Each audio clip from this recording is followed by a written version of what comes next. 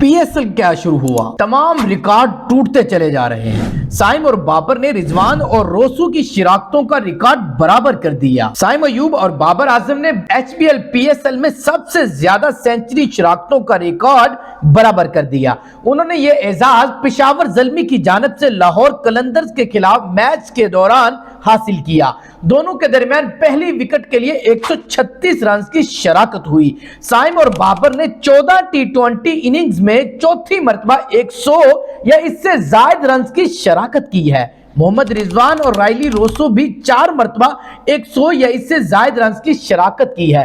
तब इन्होंने ये कारनामा 16 इनिंग्स में अंजाम दिया। याद रहे मोहम्मद रिजवान और शान मसूद भी 28 इनिंग्स में 4 मर्तबा 100 या इससे ज्यादा रन की इनिंग्स शराकत कर चुके हैं।